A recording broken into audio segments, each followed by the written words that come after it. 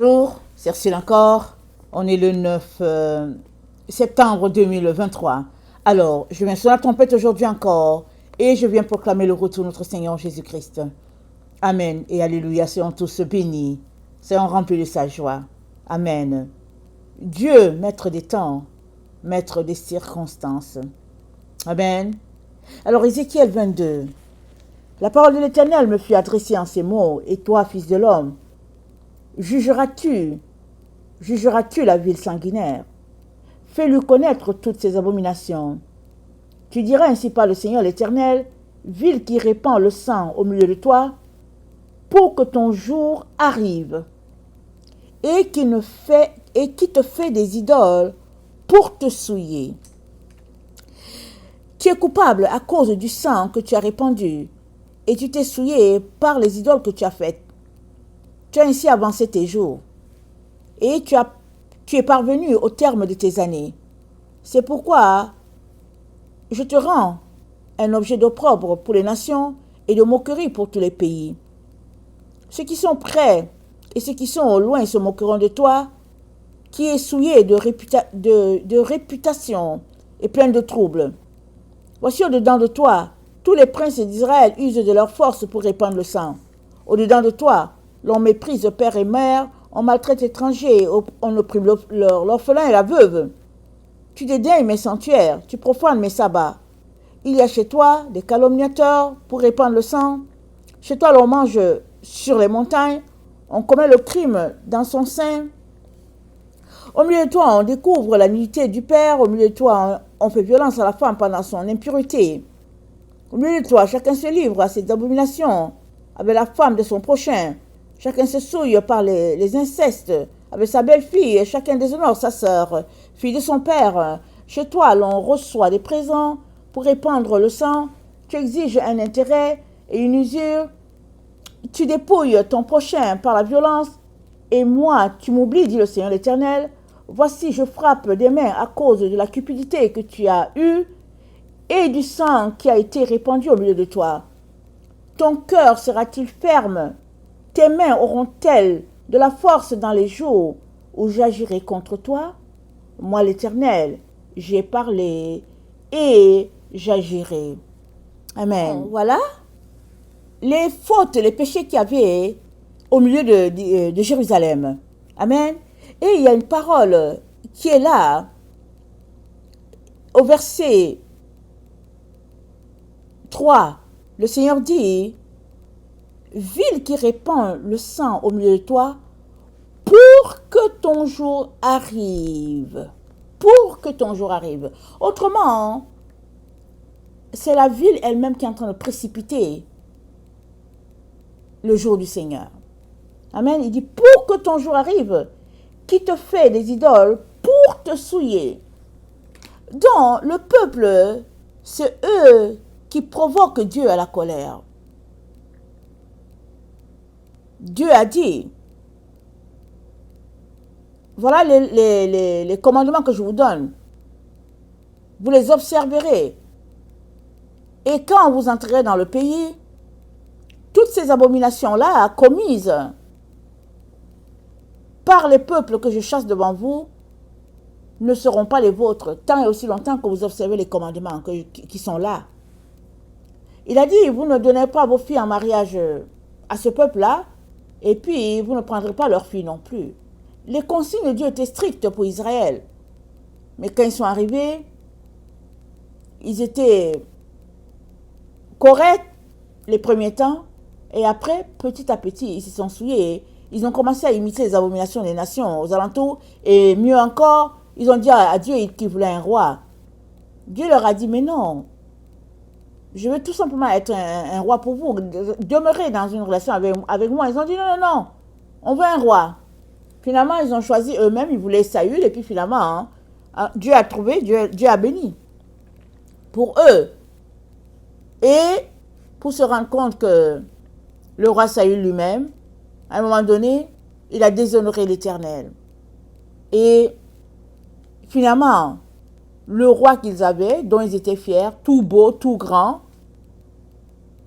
n'entendait plus Dieu et s'était opposé à Dieu. Il avait dégoûté Dieu, si bien que le regard de Dieu était détourné désormais de tout ce que ce roi-là faisait, jusqu'à ce que Dieu choisisse un roi, en la personne de David, qu'il a oint, afin d'ôter l'abomination de la maison de Saül. Mais toujours est-il que ce sont les habitants de Jérusalem qui se sont rendus un objet d'opprobre en se souillant, en ayant des idoles dans leur vie, qu'ils ne voulaient pas laisser tomber. Ils ne voulaient pas se repentir. Par exemple, les péchés que Dieu leur reproche, il dit, les princes d'Israël répandent le sang. Amen. Ils tuaient. Il dit, au-dedans de toi, on méprise père et mère. On maltraite l'étranger. La veuve, l'orphelin. Ça, c'est des gens qui sont vraiment dans le besoin.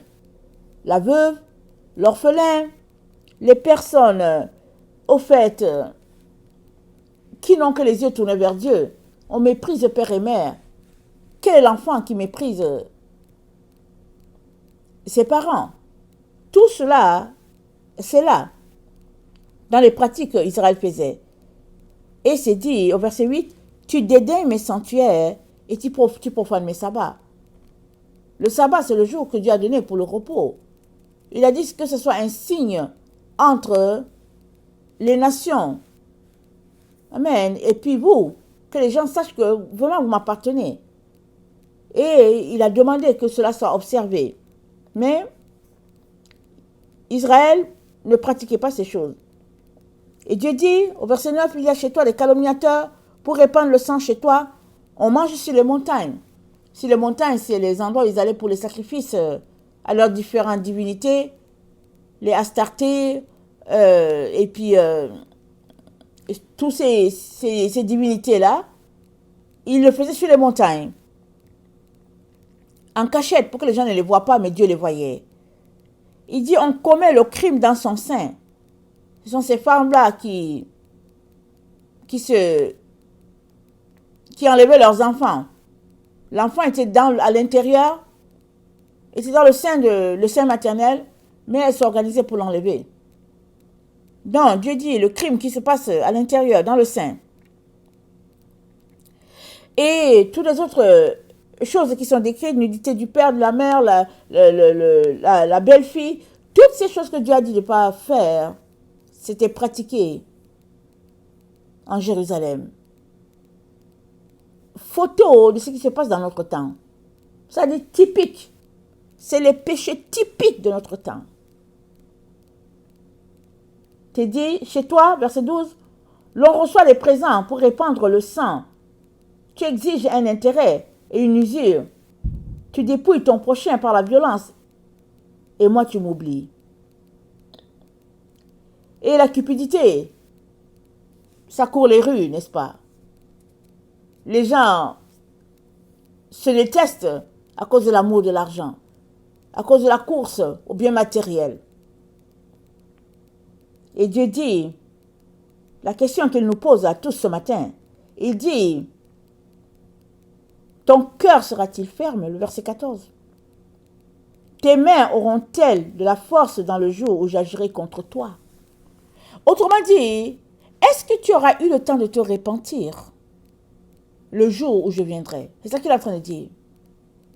Est-ce que tu auras le temps de te repentir? Alors, il dit, tes mains auront-elles la force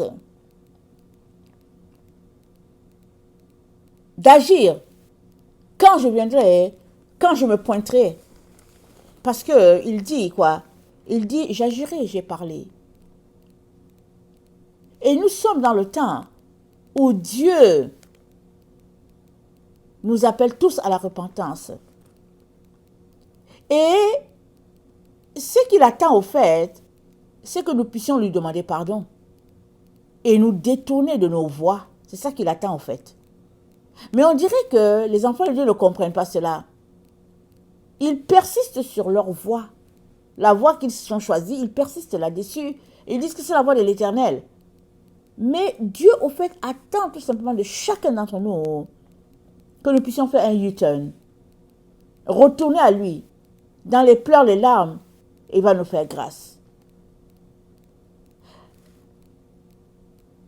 Dans Proverbe 24, le verset 16, voilà ce qui est dit. Proverbe 24,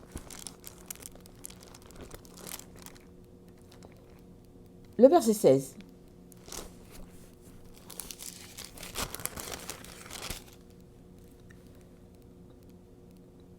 Car 7 fois le juste tombe et il se relève, mais les méchants sont précipités dans le malheur. Le Seigneur n'aimerait pas que le sort du méchant soit sur ceux-là qui s'appellent ses enfants. Alors il dit, 7 fois le juste tombe. Et quand Pierre a demandé à Jésus, combien de fois pardonnerai-je à mon frère? Jésus-Christ a dit, 7 fois, il a dit 77 fois 7 fois. Quand tu multiplies, c'est 7 fois fois 3. C'est-à-dire, autant de fois que ton frère te demande pardon, tu dois lui pardonner. Ça veut dire quoi? Ça veut dire qu'il s'attend à ce qu'on puisse faire la même chose vis-à-vis de lui. Il s'attend à ce qu'on aille devant Dieu pour dire, Seigneur, pardonne-moi, Seigneur, pardonne-moi, Seigneur, pardonne-moi. Et il va nous pardonner si nous sommes sincères. Il y a des gens qui disent, Seigneur, pardonne-moi, juste du bout des lèvres, et puis ils disent, pardonne-moi, hein, et ils retournent faire le même péché. Ça, c'est pas le pardon. Ça, c'est s'amuser avec Dieu. Mais quand quelqu'un voit sa misère, qu'il décide de changer, et quand il va demander pardon à Dieu, Dieu l'aide. L'exemple typique, c'est l'exemple du fils prodigue. Prodige. Voilà. Il a désobéi à son père, il a dilapidé tout, il a méprisé son père, il est parti. Là-bas, alors qu'il gardait les porcs, il n'avait même pas droit à la nourriture des porcs. Il aurait aimé manger ça, il n'avait pas droit. Alors, il est rentré en lui-même. Souvent, ça prend des situations drastiques pour qu'on réalise la richesse qu'on a. Là, dans la misère, la galère, il a vu que chez son père, il avait beaucoup, qu'il était bien. Et il a dit, il est entré chez lui-même. Il dit, j'irai vers mon père, je dirai, mon père, j'ai péché contre toi. Je ne suis pas digne d'être appelé ton fils. Prends-moi juste comme un de tes serviteurs. Sitôt pensé, sitôt parti, il est allé. Il a changé les choses. Alors souvent, il nous arrive on dit, ok, ce que j'ai fait, ce n'est pas correct. Mais lève-toi, va demander pardon. Qu'est-ce que tu fais encore là? Amen, tu fais encore quoi là? Va demander pardon. Dieu va te pardonner. Donc le fils prodige, c'est un exemple typique. Dans Michée 7, le verset 8.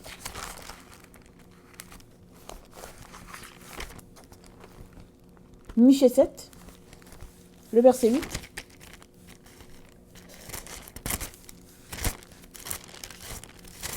Excusez-moi. Le bruit des feuilles.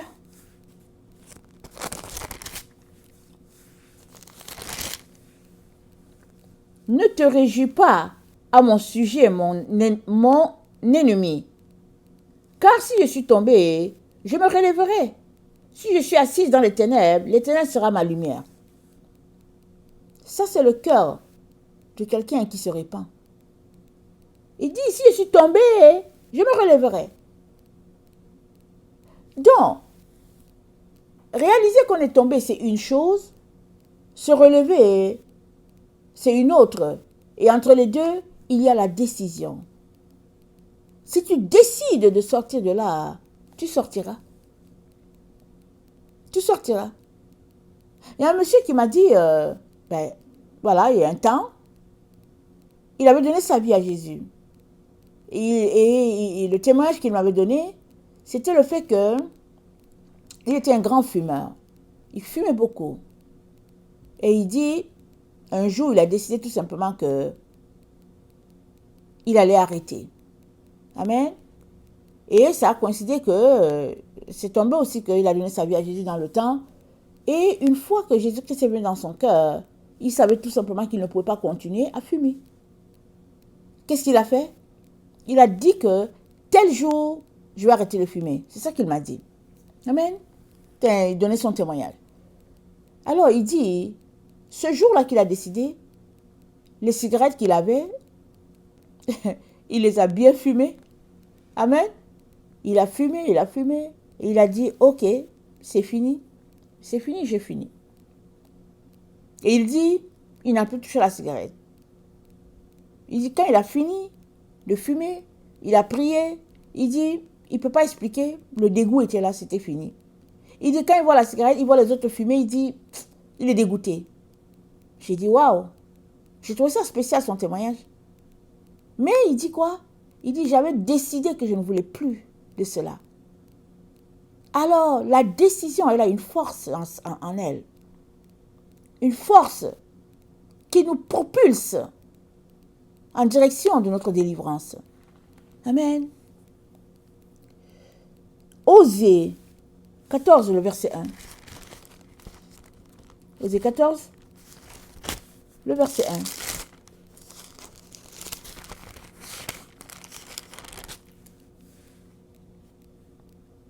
Reviens ô Éternel, pardon, Israël, reviens à l'Éternel, ton Dieu, car tu es tombé dans ton iniquité. C'est Dieu qui appelle, qui dit à Israël, reviens, tu es tombé dans ton iniquité. Donc Dieu, il attend tout simplement qu'on aille vers lui. Amen. Pour demander pardon, c'est tout ce qu'il attend. Évidemment, venons-nous avec un cœur sincère ou bien un cœur rempli d'hypocrisie. Parce que c'est une chose de dire, oui Seigneur, je vais changer, aide-moi. Alors que le cœur est encore sur l'idole en question, sur l'abomination en question. Les pensées sont encore perverses dans toutes ces choses. C'est-à-dire que les pensées sont encore fortes sur cette chose-là qu'on aime. Quand on décide de sortir de son iniquité, le dégoût est déjà là. On commence même à dégoûter. Ça nous répugne ce qu'on fait. C'est ce qui nous répugne qui fait qu'on va devant Dieu pour dire, je ne suis plus capable. Délivre-moi, Seigneur. Et le péché qui s'agrippe à nous va enlever ces accros. Amen. Ces tentacules. Le péché va lâcher. C'est tout.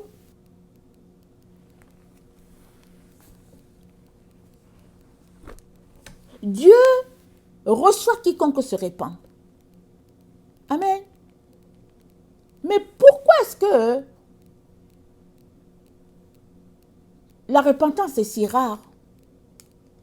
C'est parce que les gens continuent à aimer leurs péchés ou bien les péchés aux alentours. Parce qu'ils se disent, c'est un temps de récréation, un temps de plaisir. Suppose que tu es quelqu'un qui fume. Ok? Tu as un problème avec la fumée, avec la cigarette. Tu es pris avec ce péché-là. Dieu veut t'en délivrer. Disons que tu veux tu veux sortir de là. Mais tu es assis tous les jours devant la télévision. Et tu regardes les films où les gens fument. Comment vas-tu sortir de là? D'un côté, ton cœur veut sortir. De l'autre, tes yeux sont attirés dans la séduction. Comment vas-tu sortir de là? Ou bien tu as un problème avec la cigarette. Tu veux sortir de là. Mais tu passes ton temps à te tenir avec les gens qui boivent de l'alcool. Ton problème à toi, c'est la cigarette, mais leur problème à eux, c'est l'alcool. Tu vas sortir de là comment?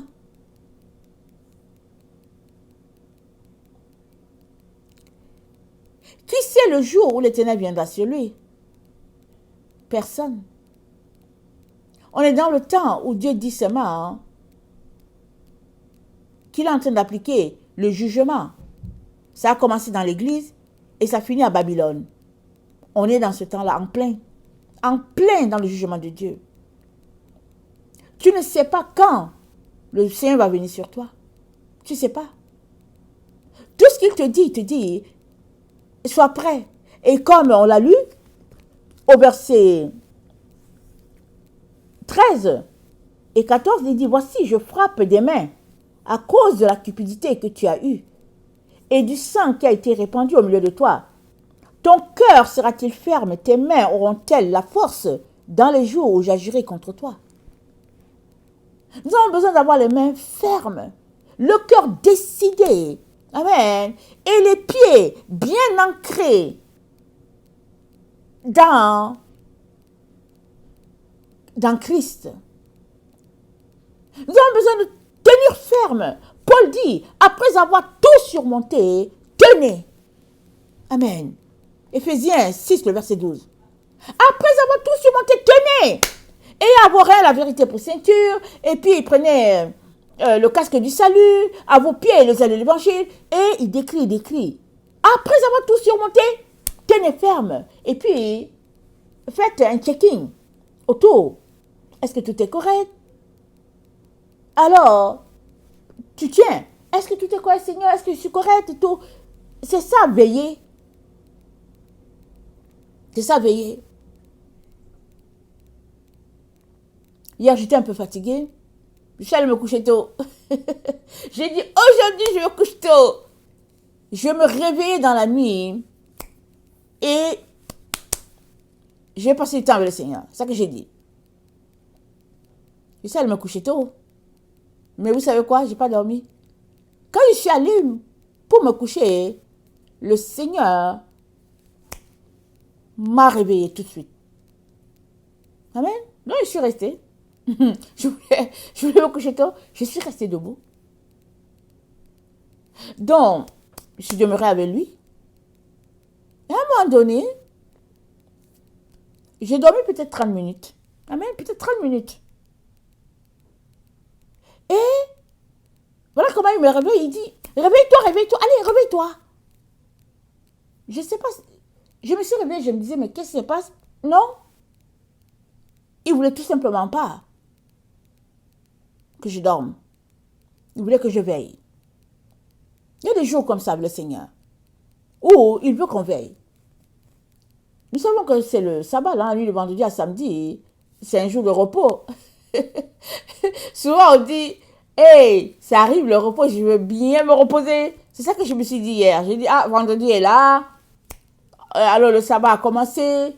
Je vais aller tôt me coucher. J'avais fait mon plan. Le Seigneur a dit non. Non, non, non. C'est mon plan à moi qui va marcher. Ce n'est pas ton plan, Ursule. Si bien que j'ai passé un bon temps avec le Seigneur.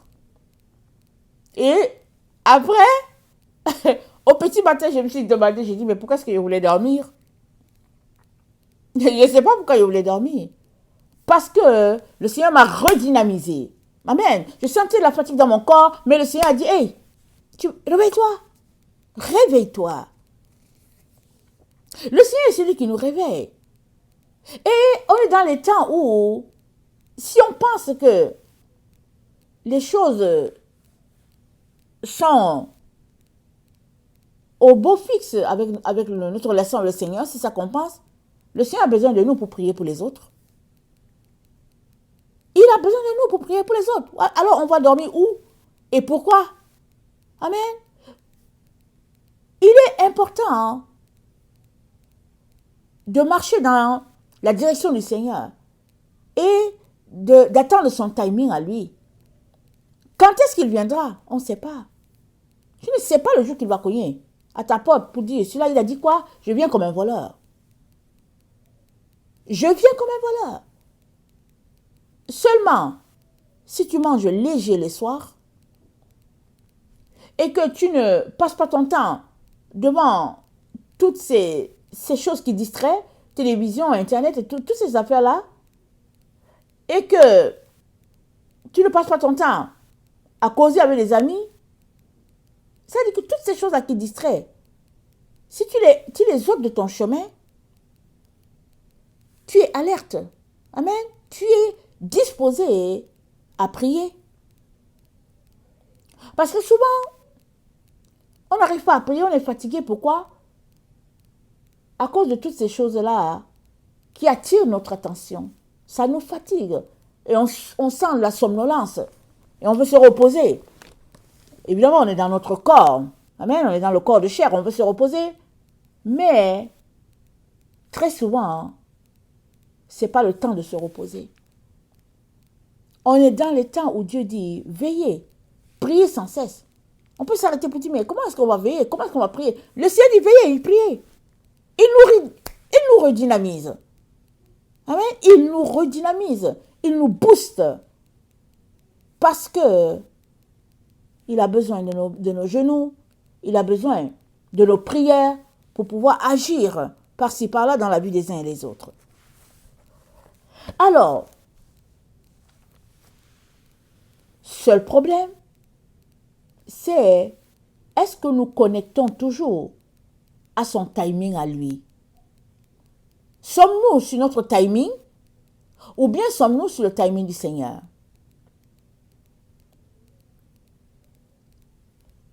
À quelle horloge fonctionnons-nous?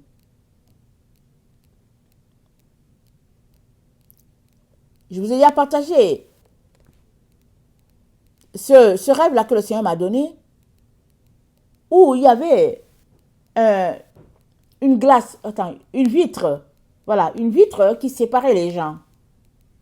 Il y avait les gens qui étaient dans un timing, le timing de Dieu, ça ils étaient au niveau de la fin des temps du millénium, c'est là qu'ils étaient, et il y a les autres qui étaient encore dans le temps de courir les choses de Babylone.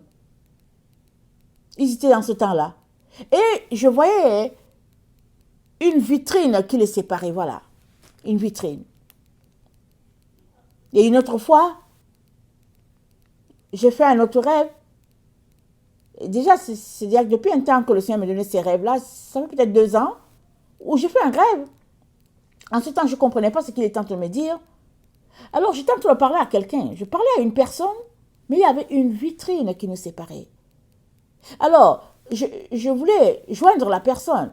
La personne s'est déplacée. Je courais en direction de la personne pour lui parler, mais la personne ne m'entendait pas du tout, du tout. C'est comme si la personne avait mis des écouteurs. Elle ne m'entendait pas. Alors qu'elle allait dans une direction, je courais dans cette direction et puis je parlais, mais non, la personne ne faisait que partir. Et quand j'ai bien regardé, il y avait une vitrine qui nous séparait et ce qui faisait que je n'arrivais pas à communiquer à la personne et la personne ne me voyait pas. Alors que moi, j'étais juste là en train de parler, en train de dire à la personne, hey, arrête-toi et tout ça. Et pendant que la personne allait à un rythme rapide, il y avait des foules et des foules et des foules. Des gens passaient, il y avait beaucoup de gens qui étaient là, qui passaient, qui circulaient. Il y avait tellement de gens. Chacun était occupé à courir les choses de la vie. Amen. Et le Seigneur, en ce temps, il ne m'avait pas expliqué. Quand j'étais sortie de ce rêve, je me suis dit, mais voyons, qu'est-ce qui fait que je ne peux pas parler à cette personne-là? Parce que le Seigneur, qu'est-ce que tu es en train de me dire? Et il m'a dit, le timing a changé, les choses ont changé, mais beaucoup d'enfants de Dieu ne savent pas que les choses ont changé. Ils sont encore en train de courir les choses de ce monde, qu'ils mettent en priorité, alors que la priorité doit être que ces enfants atteignent la ligne d'arrivée au timing du Seigneur. Si tu viens après, c'est fini. Tu dois arriver au timing du Seigneur. Alors là, tu vas connecter. Voilà pourquoi Dieu dit, ton cœur sera-t-il ferme? Tes mains auront-elles de la force dans les jours où j'agirai contre toi? Amen. Il est en train de dire, est-ce que ton cœur sera droit dans les choses de Dieu? Est-ce que tu seras jugé fidèle et droit devant Dieu? Il dit, est-ce que tes mains auront l'épée en main pour combattre? Parce que la parole de Dieu, c'est l'épée que Dieu nous a donnée. On l'utilise comment? Avec notre main. Mais est-ce que tes mains, amen, auront cette force-là pour manier l'épée? Parce que l'épée, d'un côté, c'est le jugement, et de l'autre côté, c'est l'enseignement. Amen. Ça nous conduit dans la droiture et de l'autre côté, ça juge, ça tranche, ça jette tout ce qui n'est pas bon. Est-ce que tu as l'épée du Seigneur en main et tu la manipules comme cela se doit? Ou bien es-tu pris dans tes idoles, enfargé dans toutes sortes de situations, comme dans une toile d'araignée, et puis tu ne sais pas où te tourner?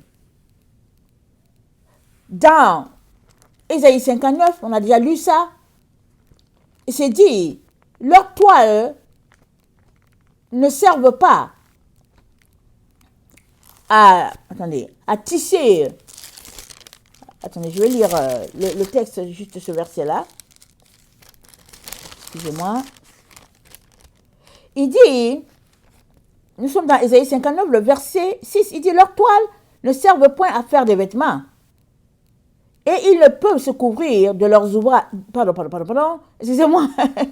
Leurs toiles ne servent pas à faire un vêtement et ils ne peuvent se couvrir de leur ouvrage.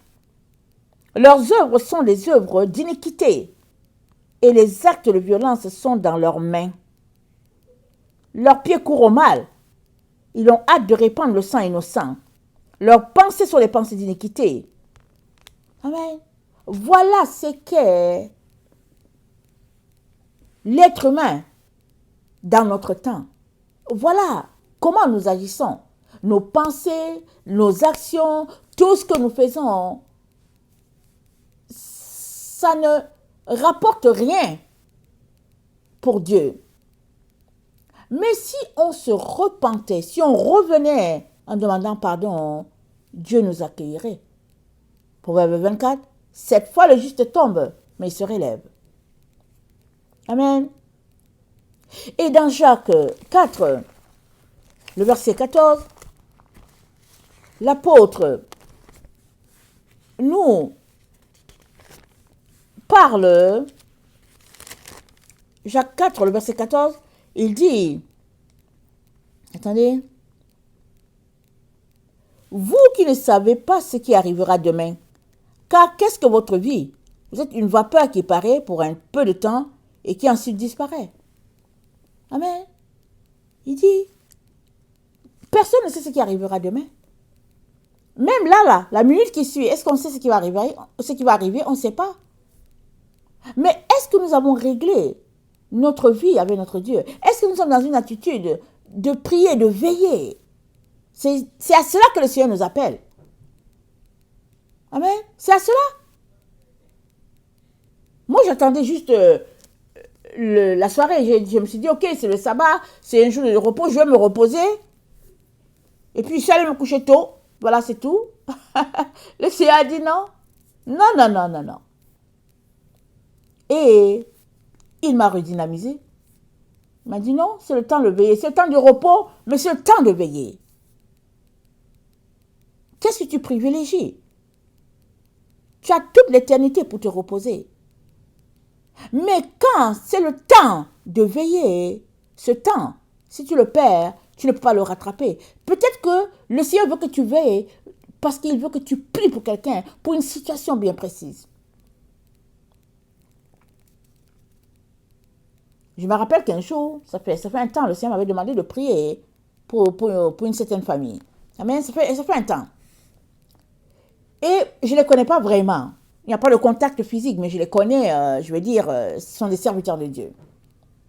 Alors il m'a réveillé, il m'a dit tu pries, et il m'a fait prier jusqu'au matin.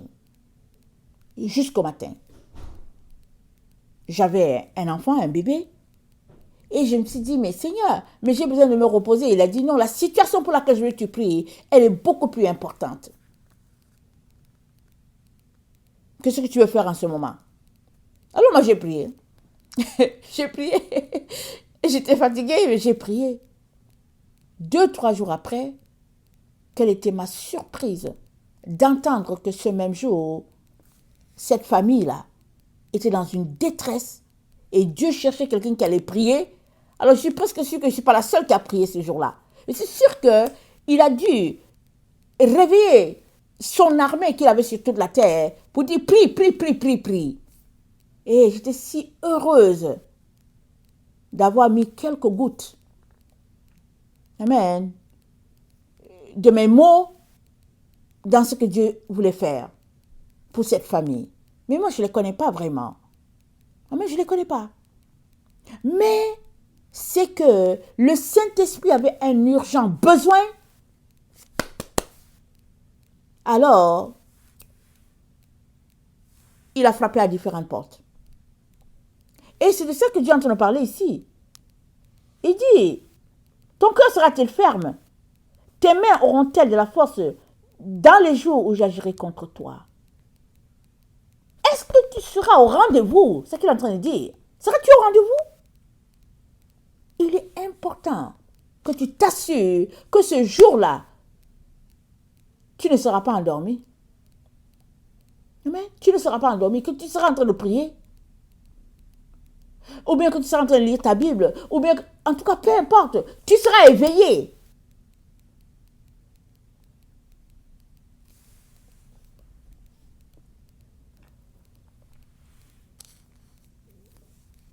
Verset 15, nous sommes dans Jacques 4. Vous deviez dire au contraire, si Dieu le veut, nous vivons, nous ferons ceci, nous ferons cela. Mais maintenant, vous vous glorifiez dans vos pensées orgueilleuses. Ces choses mauvaises que de se glorifier de la sorte. Celui donc qui sait faire ce qui est bien ne le fait pas, commet un péché. Donc, souvent, qu'est-ce qui se passe? On sait qu'il va pleuvoir, on dit, ah oui, le ciel est comme ci, oui, le ciel est de telle couleur, il va pleuvoir, parce que Jacques le mentionne aussi. On sait distinguer les temps de la météo. On regarde, on dit, ah, mais on a l'air que ça a l'air qu'il va pleuvoir. On dit, ah, ok, je vais prendre mon parapluie, et puis toutes sortes de situations. Mais on refuse de distinguer le temps du Seigneur. Je préfère dire refuser parce que l'évidence est là de la fin de notre temps. L'évidence est là. Mais c'est mieux de ne pas y penser. Comme ça, on ne fait rien. On va dire, bon, on s'occupe à autre chose. Beaucoup de gens réfléchissent comme ça. Ils se disent, c'est mieux de ne pas y penser. Alors, ils n'auront pas été au courant. Parce qu'il y a beaucoup de gens qui disent ça. Ils se disent, ok, si je fais comme si je ne suis pas au courant, ben voilà, ça ne va pas s'appliquer à moi. Mais, si c'est comme ça que tu te comportes en insensé. Parce que c'est une grâce que Dieu t'alerte, te dit, prépare-toi. Mais si tu fais comme si tu n'as rien entendu, c'est dommage. Parce que tu périras, loin de Dieu. Et une fois devant lui, il te dira chaque jour, tous les jours où il a essayé de te réveiller et puis tu as refusé. Il te le dira. Parce que, avant d'envoyer l'homme en jugement, Dieu le cherche d'abord. Il exprime toute sa miséricorde envers la personne. La Bible nous dit dans Actes que Dieu a voulu que tous les hommes sur la terre le trouvent en tâtonnant. Il n'y a personne qui va venir devant Dieu et puis il va dire, ok, moi, je n'ai pas eu besoin de tâtonner. Non, tout le monde est appelé à tâtonner. Alors, es-tu en train de bien chercher Dieu en tâtonnant? Tu vas finir par le trouver. Mais si tu croises les bras en disant, oh non, moi c'est fatigant, j'ai trop tâtonné, ou bien si tu es pris dans l'illusion parce qu'on t'a dit que tu l'as, alors tu ne te plaindras pas. Tu ne diras pas à Dieu, oh mais tel m'a dit que et tout. Non. Parce que c'est tout le monde qui doit trouver Dieu en tâtonnant. Tout le monde est sur la même longueur d'onde, la même base pour tout le monde. Trouver Dieu en tâtonnant. Qu'es-tu en train de faire? Il est évident que si tu passes 1 heure devant la télévision, mais à un moment donné, tu te sens fatigué et que tu vas y dormir. Mais si tu passes 1 heure en lisant ta Bible, alors l'Esprit de Dieu va te redynamiser et tu vas pouvoir encore passer 3 heures à prier. C'est ça qui arrive avec le Seigneur. On ne comprend rien. Il est celui-là qui donne de l'énergie à notre corps. Il donne de la vie à notre corps. Pourvu que nous dépendions de lui et que nous nous attendions à lui en toute chose, alors que nous décidons de nous repentir, de changer nos mauvaises voies. Amen. Il y a la place dans la maison du Père. Amen. Il y a la place dans la maison du Père pour quiconque vient à lui. Si nous rappelons bien, le 1er septembre, amen, le Seigneur nous a donné le 646. Et quand je suis allée voir, c'était apostasie. Mais en me donnant le 646, il m'a aussi donné cette phrase. Et il l'a donné en anglais. Il dit, l'apostasie est en train de s'en aller. J'ai vu le 6, c'était bien écrit en bien blanc là, bien. J'ai vu le 4 en transparent. Et le dernier 6, je l'ai vu comme de la vapeur, voilà. De la vapeur qui s'en allait. Voilà pourquoi je me suis dit, mais c'est quoi cette lettre-là? Il faut que j'aille immédiatement voir qu'est-ce que Dieu est en train de me dire. Et c'était l'apostasie. J'étais tout simplement surprise. Mais Dieu est en train de me dire, le temps de l'apostasie est fini. C'est en train de s'en aller. Oui, on est en plein dedans, encore. Il y a encore plein d'apostates. Il y a beaucoup de citations où les gens sont égarés loin de Dieu. Mais Dieu est en train de dire, ce temps-là aussi passera. Et il est en train de passer. Mais est-ce qu'il passera en t'emportant? Ou bien, ce temps d'apostasie passera-t-il et puis toi, tu auras épargné à la destruction? Quel sera ton cas? C'est de ça qu'il est question. Il est important de prendre du temps. Alors que tu finis d'écouter cette vidéo, il est important de prendre du temps pour aller devant Dieu pour te repentir. C'est un jour de repos. C'est un jour où tu peux venir devant Dieu. Parce que tu n'as pas grand-chose à faire. Prends le temps. Viens pleurer devant ton Dieu. Il va changer ton deuil en larmes. Il va écouter tes prières. Il va sauver tout cela de ta famille. Pour qui tu pries, pour qui tu pleures. Dieu va te faire grâce en ce jour. Amen. Que le Seigneur bénisse sa parole. Maranatha, Jésus revient. Amen et alléluia, seront tous bénis. Amen.